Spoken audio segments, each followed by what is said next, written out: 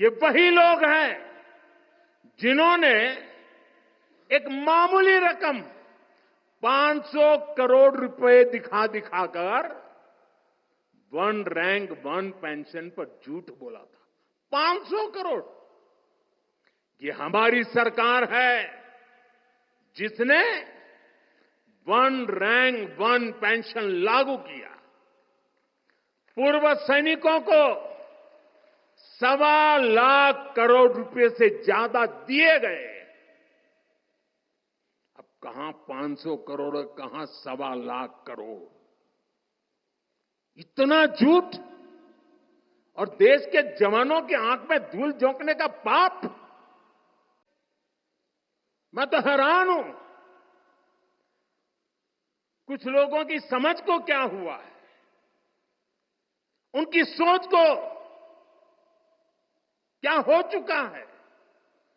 ऐसा भ्रम फैला रहे हैं कि सरकार पेंशन के पैसे बचाने के लिए ये योजना लेकर आई है। मैं जरा ऐसे लोगों की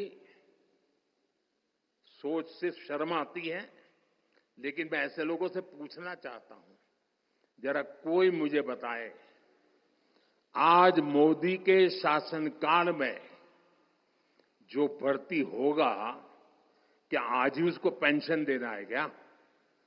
उसको पेंशन देने की नौबत 30 साल के बाद आएगी और तब तो मोदी 105 साल का हुआ होगा और तब न भी मोदी की सरकार होगी।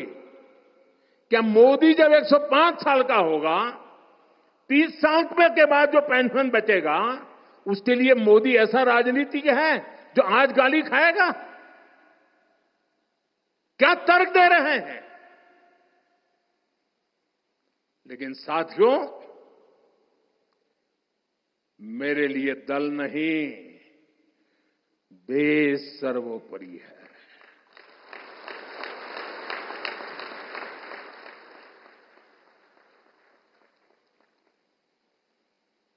और साथियों, मैं आज गर्व से कहना चाहता हूं, सेनाओं द्वारा लिए गए इस फैसले का हमने सम्मान किया है।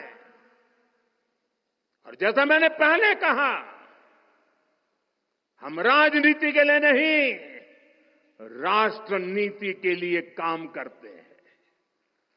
हमारे लिए राष्ट्र की सुरक्षा सर्वोपरि है। हमारे लिए 140 करोड़ की शांति ये सबसे पहले है। साथियों, जो लोग देश के युवाओं को गुमराह कर रहे हैं, उनका इतिहास साक्षी है कि उन्हें सैनिकों की कोई परवाह नहीं है। ये वही लोग हैं जिन्होंने आजादी के 7 दशक बाद भी सेना की मांग होने के बावजूद भी, देश के वीर सैनिकों के परिवारों की मांग होने के बाद भी हमारे शहीदों के लिए वॉर मेमोरियल नहीं बनाया। टालते गए, कमिटियां बनाते गए, नक्शे दिखाते गए।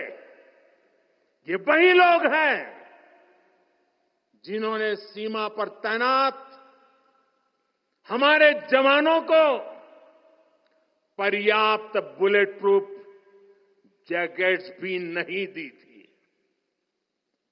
और साथियों, ये वही लोग हैं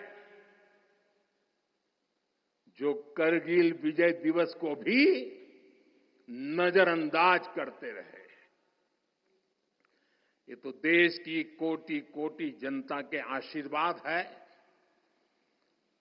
कि मुझे तीसरी बार सरकार बनाने का मौका मिला और इसलिए आज ये महत्वपूर्ण ऐतिहासिक घटना का हम पुण्य स्मरण कर पा रहे हैं।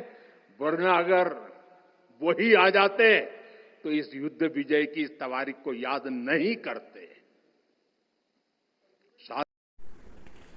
प्रधानमंत्री नरेंद्र मोदी 1999 के कारगिल युद्ध में पाकिस्तान पर भारत की जीत की 25वें वर्षगांठ के मौके पर शुक्रवार यानी कि 26 जुलाई को द्रास में इस युद्ध के शहीदों को श्रद्धांजलि देने पहुंचे। इस बीच उन्होंने सेना में वन रैंक वन पेंशन तथा अग्निवीर को लेकर एक कड़वी सच्चाई जाहिर की। इसके साथ साथ उन्होंने अपने सरकार यानी अपने मोदी सरकार के कार्यकाल में वन रैंक वन पेंशन की व्याख्या करते हुए खूब वाहवाही करी अपनी और अपनी सरकार की। लेकिन साथ ही उन्होंने एक ऐसी बात कही जिस पर मैं खुद भ्रमित हूँ, मैं खुद यहाँ पर चौंक गई हूँ। आपका इसके बारे में क्या कहना है? मोदी जी ने कहा कि वन रैंक वन पेंशन हमारी सरकार ने दी, ये तो सही है, चलो ठीक है, मान लेते हैं दी। लेकिन सेकंड उन्होंने अग्निवीर पर कहा कि अग्निवीर जो योजना थी वो सेना की प्रस्तावना थी, कि सेना ने मांग की थी अग्निवीर की। क्या आप इस बात से सहमत हैं? क्या ये सच है? सबसे पहले चलिए जान लेते हैं यहाँ पर मोदी जी ने और क्या क्या कहा। पहले तो पीएम मोदी ने विपक्ष पर तंज कसते हुए कहा कि जो लोग देश के युवाओं को गुमराह कर रहे हैं उनका इतिहास गवाह है कि उन्हें सैनिकों की कोई परवाह नहीं है। वे वही लोग हैं जिन्होंने 500 करोड़ की मामूली रकम दिखाकर ओआरओपी पर झूठ बोला। ये हमारी सरकार है जिसने वन रैंक वन पेंशन को लागू किया और पूर्व सैनिकों को 1,25,000 करोड़ रुपए से ज़्यादा यहाँ पर दिए।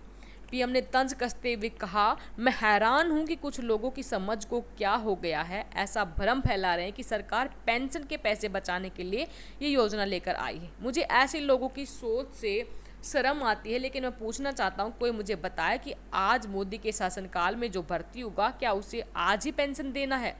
उसको पेंशन देने की नौबत 30 साल बाद आएगी और तब मैं 105 साल का हो जाऊंगा।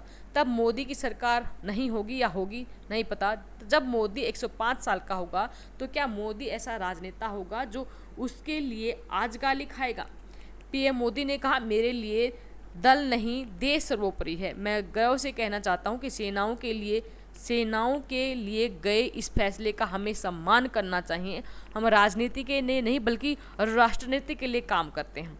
उन्होंने कहा कि हमारे लिए राष्ट्र की सुरक्षा सबसे बड़ी है और उन्होंने ये भी कहा कि हम जो सैनिकों का फैसला है, सेना का जो फैसला है आधुनिकीकरण को लेकर, मैं उसका सम्मान करता हूँ। तो इनके अकॉर्डिंग जो अग्निवीर योजना आई है वो सेना की प्रस्तावना थी। आपका इसके बारे में क्या कहना है? वीडियो के कमेंट बॉक्स में अपनी राय जरूर दें और साथ ही अपने साथी दोस्तों से भी पूछें, उनके साथ भी शेयर करें ताकि वो भी अपने तर्क दे सकें। फिर हाजिर होंगे आपके सामने लेटेस्ट वीडियो के साथ, तब तक के लिए बने रहे हमारे साथ। धन्यवाद। जय हिंद, जय भारत।